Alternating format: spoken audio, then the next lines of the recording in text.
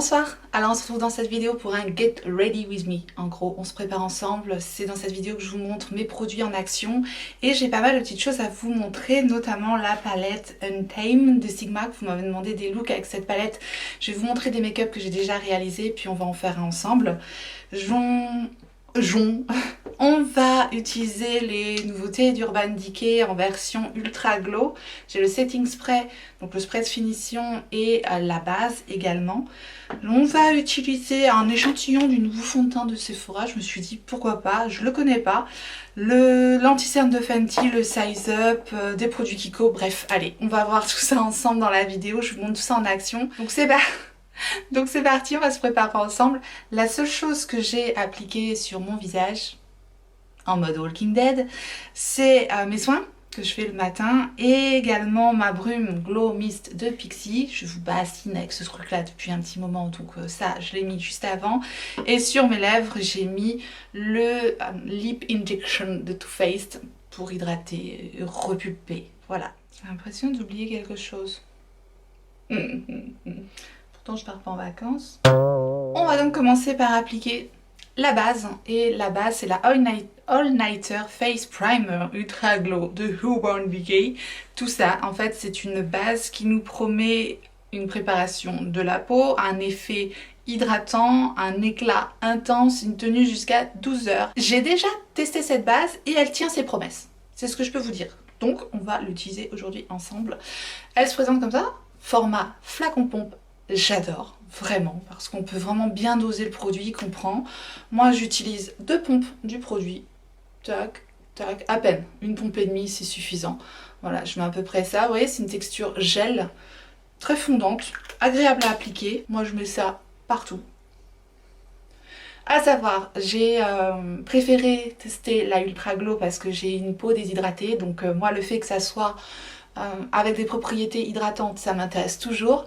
Et le fait que ça ait un effet pas nécessairement matifiant mais plutôt lumineux, c'est ce que j'aime aussi parce que voilà, ayant la peau plutôt déshydratée, je préfère privilégier les bases plutôt hydratantes. Voilà, je préfère ce rendu un peu lumineux sur ma peau qu'un rendu mat qui a tendance à me ternir le teint en fait. Elle a absolument pas d'odeur. Concernant l'application, ça pénètre rapidement dans la peau et je vous dis, ça laisse un très léger aspect collant, mais pas comme la Hydro Grip de Milk par exemple, que personnellement j'aime pas l'aspect collant qu'elle laisse sur la peau. Celle-ci laisse un tout petit peu cet aspect, mais ça va, c'est largement supportable. Et puis en plus, ça disparaît après. Donc je la laisse bien s'imprégner dans la peau. C'est doux, c'est tout à fait transparent, donc ça unifie pas du tout le teint en premier lieu, hein. C'est pas un produit qui va suffire tout seul. Néanmoins, à l'application RAS, tout se passe très bien. J'ai quand même un petit bémol à émettre par rapport au terme ultra glow. Pour moi, c'est pas ultra glow, c'est juste lumineux, mais pas ultra lumineux. Si vous cherchez une base ultra lumineux qui vraiment va faire un effet presque un peu highlighter, ça vous donne pas cet effet-là. Ça garde juste, vous voyez, une lumière sur le teint, mais c'est tout. C'est pas ultra glow. Voilà. En revanche, l'effet doux, oui, on a un effet doux et un effet hydraté, oui, hydraté. Donc voilà, on a juste un petit peu cet effet un petit peu collant, mais on sait que ça aussi, ça va faire que le fond de teint va bien agripper dessus. Voilà ce que je peux vous dire sur cette base qui, je pense, peut très bien convenir à des personnes qui ont la peau déshydratée et qui recherchent de la lumière sur le teint. Pour ça, je la trouve très bien. Concernant la tenue du fond de teint après, moi les fois où je l'ai utilisé, j'ai rien eu à dire, mon fond de teint n'a pas bougé. Après, je vous dis, j'ai juste la peau un peu à tendance un peu grasse, donc au niveau de la zone T, j'ai la peau mixte, mais le fond de teint n'a absolument pas bougé justement à ce niveau-là où il a tendance un peu à bouger, moi sur le menton ou au niveau du nez, bref ça n'a pas bougé, donc pour le moment RAS sur cette base elle est très bien. Je vais utiliser l'échantillon de Sephora, là, le nouveau fond de teint qui est un fond de teint qui est dit éclat naturel, hydratation 10 heures, donc au fini naturel avec 97% d'ingrédients d'origine naturelle. Donc on aura compris, éclat naturel, ingrédients naturels, effet lumineux. Donc on continue un peu dans le même thème. Son teint est enrichi en poudre de thé matcha aux propriétés hydratantes et de vitamine C connue pour apporter de l'éclat. Vegan, convient aux peaux sensibles, formule non parfumée. Donc ouais, je vais utiliser la 22P. ils sont un peu... ils pourraient être un peu plus larges au niveau de leurs échantillons pour tester les teintes. C'est quand même bien d'avoir un panel de teintes plus large, justement, en plus pour nous aider à choisir, quoi. C'est dommage. Bon, pas grave. Concernant la tenue, je vous ferai un update comme je fais d'habitude, soit en commentaire, soit je vous l'accrocherai quelque part. On va appliquer ça comme je fais d'habitude, hein, quand je mets un fond de teint pour la première fois. Je fais un côté au pinceau, un côté à l'éponge. Voilà la texture. Il est ni trop liquide, ni trop épais. C'est une texture un peu entre deux, assez crémeuse, je dirais. On va commencer un côté à l'éponge et City Beauty Blender. Concernant le descriptif du fond de teint, moi, il a tout ce que j'aime, hein, c'est-à-dire hydratant, naturel, lumineux, imperceptible, bref. Sur le papier, c'est tout ce que j'aime. Bah, la teinte, c'est pas mal du tout en fait. J'ai des mauvaises langues, j'ai eu un coup de bol. Mais bon, après, il n'y a que 2 teintes quand même pour tester. C'est pas très large, mais en fait, ça allait bien. En 3 coups d'éponge, j'ai appliqué le truc, j'ai trouvé qu'il s'applique très très facilement, il se fond complètement dans le teint, il est effectivement imperceptible, très fin, très léger. J'aime l'application, ça me convient bien. Par contre, effectivement, c'est ultra léger, hein, donc si vous aimez les couvrances plus importantes, c'est clairement pas pour vous. Par contre, j'aime beaucoup la texture, il n'y a effectivement aucun parfum qui se dégage du produit. Et le rendu est très très naturel. Donc si vous aimez les rendus naturels, c'est un fond de teint qui pourrait vous convenir. Ça a quand même unifié mon teint, j'en ai mis très peu, hein, clairement. Je vais voir si je peux en rajouter un petit peu là où on a besoin, pour voir si je peux le moduler. Je vais même en mettre un petit peu au niveau du cerne, très légèrement, parce que je vois qu'il est fin, donc ça va pas me faire d'effet de matière sur le teint. Franchement, j'adore le rendu. Alors on voit hein, que c'est clairement lumineux, donc complètement pas pour les peaux grasses, complètement pas pour les peaux grasses, c'est très français, mais pour les peaux sèches et déshydratées, moi je pense que c'est un bon fond de teint, mais c'est lumineux, hein, donc après on va le poudrer, on va voir comment il évolue après, s'il reste en place. Je fais rapidement l'autre côté au pinceau, je vais prendre le pinceau fond de teint It Cosmetics, bien RAS, on voit clairement que c'est lumineux. Hein. Et ça c'est très bien appliqué également au pinceau, donc les 2 applications fonctionnent selon vos goûts au choix. Je trouve que le rendu est tout à fait comparable. On va utiliser maintenant l'anti-cerne de Fenty Beauty, c'est pas une nouveauté hein, mais je l'ai eu dans la My Little Box du mois dernier et je voulais qu'on le teste ensemble. Je l'ai déjà testé, j'ai été agréablement surprise, je pensais trouver un produit qui allait me dessécher le contour de l'œil et a priori non, donc on va le réutiliser ensemble. De toute façon la plupart des produits que je teste pendant le mois, vous savez qu'en général je vous donne mon avis à peu près final à la fin du mois de toute façon. Donc pareil, je vais appliquer un côté à l'éponge, un côté au pinceau parce que la texture est quand même relativement épaisse. Voilà comment est l'embout et j'ai la teinte 180. Donc on va faire celui-là à l'éponge. J'en profite pour faire quelques corrections au niveau du teint. Là où j'ai des petites imperfections qui ressortent, je le fais en général avec l'anti-cerne de façon localisée. Je prends l'autre bout du Beauty Blender. Voilà, un côté avec, un côté sans. Je trouve que le résultat est quand même assez joli. Même la teinte, elle va bien, je trouve. Je vais faire l'autre côté au pinceau. Du coup, j'utilise mon pinceau chouchou, hein, le 146 de Zoeva, qui est ce pinceau-là. Pareil, je le mets vraiment au niveau du sillon du cerne. Par contre, je vais en mettre vraiment encore moins, parce qu'au pinceau, ça utilise moins de matière. Et je viens estomper en tapotant comme ça, en tapotant et en étirant très légèrement la matière, mais je tapote d'abord. Je tapote et j'estompe jusqu'à ce que la matière soit complètement fondue dans le contour de l'œil. Si besoin, je vais un petit peu balayer, astiquer, balayer au niveau du contour de l'œil comme ça, mais très très légèrement avec le restant de produit pour pas amalgamer justement de la matière au niveau des ridules du contour de l'œil. Bien, je trouve quand même le rendu plus joli avec l'éponge. Je trouve qu'il s'est mieux fondu dans le teint plus facilement, donc a priori c'est quand même un produit que j'aurais tendance à plus utiliser avec l'éponge. Après ça a quand même fonctionné avec le pinceau, le rendu est pas mal. Ensuite on va utiliser la nouvelle teinte de la poudre de Laura Mercier, la Translucent Honey, ça c'est la nouvelle teinte, et la poudre c'est la poudre libre fixante transparente qu'on connaît, la poudre fixante iconique de Laura Mercier. Voilà, on en a souvent entendu parler. Et il y a une nouvelle teinte qui est donc la translucente Honey. Honey, honey, honey. Voilà. J'espère qu'elle va pas être trop foncée pour moi. On a donc 1 gramme de poudre dans cette dose d'essai. Je trouve ça vraiment bien pour tester le produit, c'est génial. J'essaye de l'ouvrir sans, sans tout faire exploser parce que c'est tout à fait mon genre. Ah ça va, c'est plutôt bien fait parce qu'ils ont même mis un tamis avec des petits trous. J'essaie de vous montrer la teinte. Voilà, elle est comme ça, c'est un peu doré, bah un peu miel quoi, honey. Je vais utiliser un pinceau poudre lime crime avec des paillettes parce qu'il faut des paillettes dans nos vies. Là il pleut, il fait pas beau, bref, on met de la paillette, on est content avec un pinceau comme ça.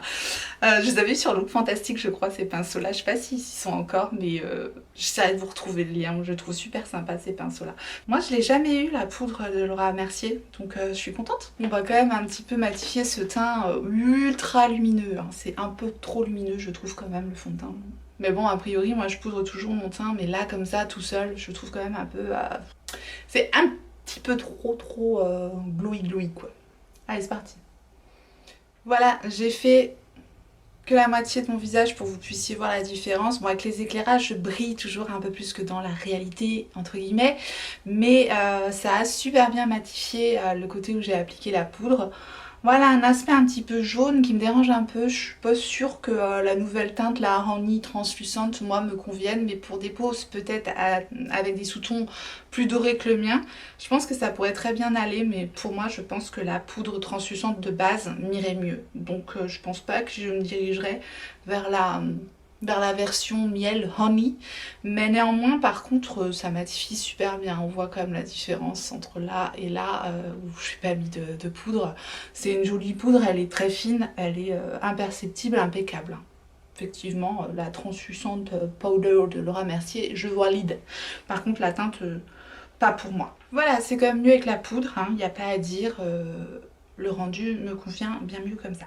Je vais mettre rapidement mon bronzer et c'est le bronzer Charlotte Tilbury que j'ai en teinte médium, c'est le Hairbrush Bronzer. Vous savez que j'adore ce produit, je vous en parle souvent.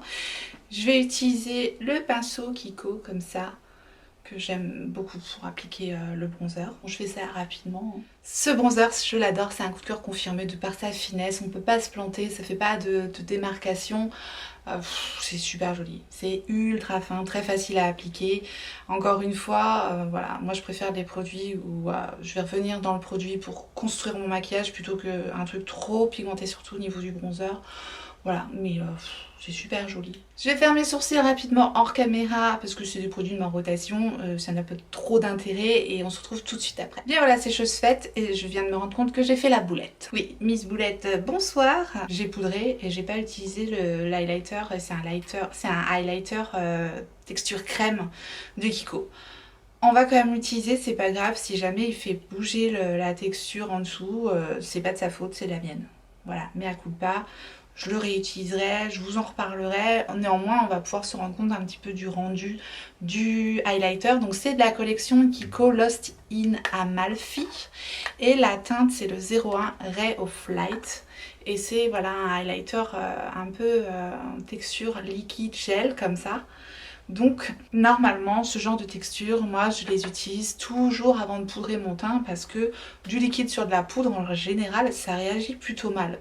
Donc c'est de ma faute. Je vais prendre un petit peu de produit avec l'éponge. J'ai vu au swatch que le truc était ultra lumineux, donc je vais déjà en mettre un petit peu sur ma main.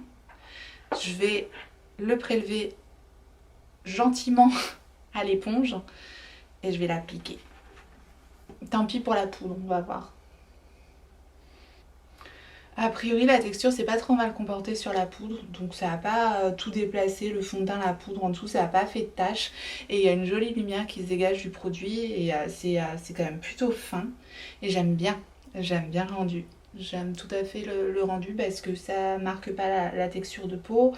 C'est de la texture gel, donc ça se fond dans le teint. C'est ça qui est bien avec les textures un petit peu liquides comme ça. Et la couleur est très jolie. C'est un champagne. Parfait, j'aime beaucoup. C'est très joli. Et en plus ça n'a rien déplacé donc ouf. J'avais déjà eu des highlighters comme ça Kiko mais plus liquides et c'était joli aussi, ils se débrouillent quand même bien hein, Kiko. Franchement sur leurs produits teint comme ça. Il y a vraiment des petites pépites dans cette marque. Je vais appliquer avec vous un produit que je connais déjà, que j'ai déjà utilisé, qui est déjà rentré dans mon cœur. C'est toujours de la collection Lost in Amalfi de Kiko et c'est le Baked Blush en teinte 02 Silky Sand. C'est celui-là. C'est un blush nude lumineux très joli. Je vais le mettre avec le pinceau blush de Sananas. Là c'était le S2B. Oh là là, qu'est-ce que je l'aime ce truc. Décidément, deuxième gros coup de cœur blush là avec Kiko. Entre celui que j'avais eu de la collection Unexpected Paradise et celui-là, j'adore. Alors pourquoi je l'aime ce blush? Parce que la couleur va avec tous les make-up, parce que la texture elle est fine.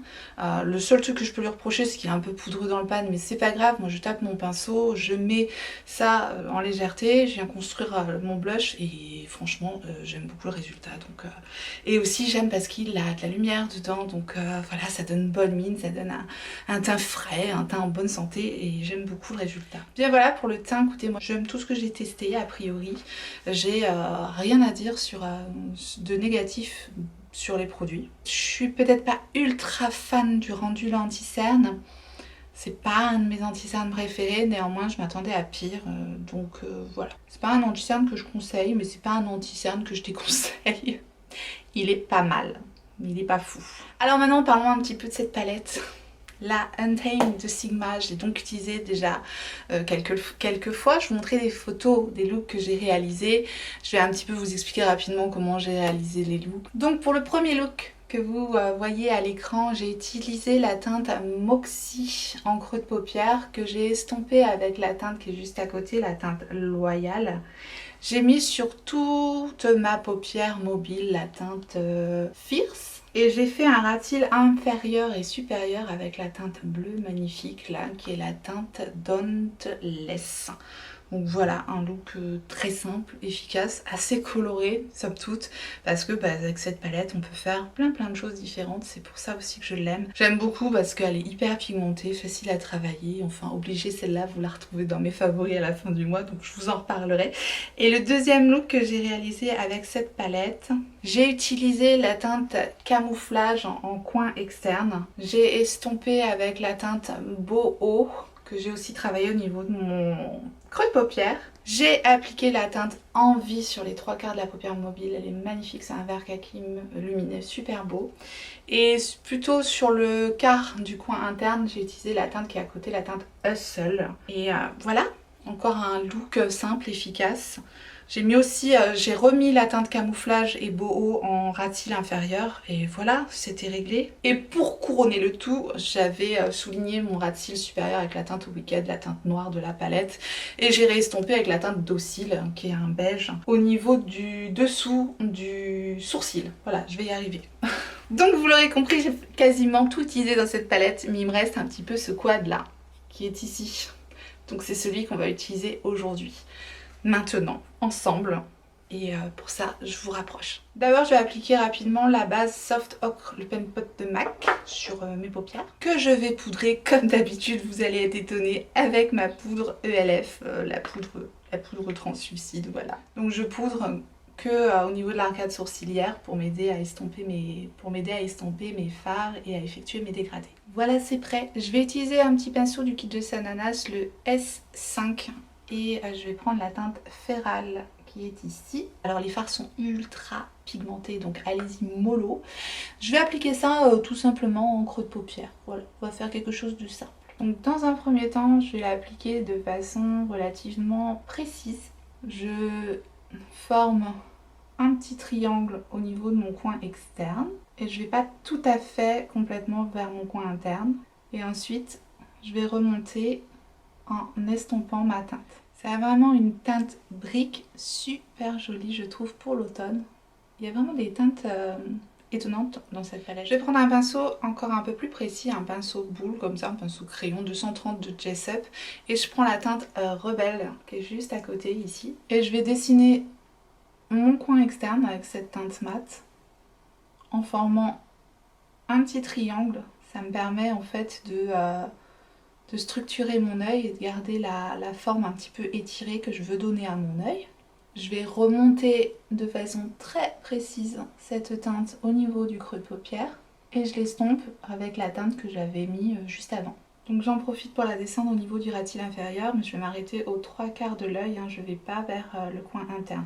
Ensuite avec un 234 de Zoeva, je vais appliquer la teinte Instinct au niveau de la paupière mobile. Entre la teinte Instinct et la teinte Rebelle, je vais remettre un peu la teinte Féral du début. Et je vais juste la remettre entre mes deux teintes pour qu'elle fasse une jolie transition en fait. Avec un petit pinceau Jaclyn Hill, la JH40 Morphe Jaclyn Hill, je prends la teinte Docile, c'est le petit beige crème, et je vais la placer au niveau de l'arcade sourcilière, sous le sourcil, et j'en profite pour estomper mon fard en même temps. Et je vais estomper également mon ratil inférieur avec cette teinte. Et pour ajouter un peu de paillettes dans nos vies, je vais utiliser la teinte Spirit, et je vais la mettre avec mon doigt sur la teinte Instinct au niveau du centre de la paupière. C'est très très doux, c'est très joli. Je vais rajouter le crayon Sephora Glide Liner Waterproof. Je vous ai parlé de ces crayons que j'aime beaucoup. Je l'ai en teinte Made in Germany. Je déconne. Je l'ai en teinte Red Berry. Trop bête. C'est la 04, voilà, c'est ces crayons là qui sont rétractables, qui tiennent plutôt bien et c'est une teinte un peu bordeaux, je pense qu'il ira bien avec le make-up, on va voir ce que ça donne. Je vais la mettre en muqueuse inférieure et je vais en profiter pour travailler un petit peu mon ratil supérieur et je prends un petit pinceau pour l'estomper. Voilà pour le travail de nos fards avec cette jolie palette. J'aime beaucoup ce look un peu burgundy là. J'aime trop cette palette, il n'y a rien à dire. La pigmentation est sublime, l'harmonie est top, j'adore. Bien, on va mettre du mascara maintenant et on va mettre le fameux Size Up. Le fameux Size Up de Sephora dont je suis une des rares personnes à pas aimer l'effet. Enfin, c'est pas que j'aime pas l'effet sur moi, c'est qu'il n'a pas d'effet sur moi. Donc voilà, je vais vous montrer, je vais mettre 2 couches du mascara et puis je vais vous montrer et vous allez me dire.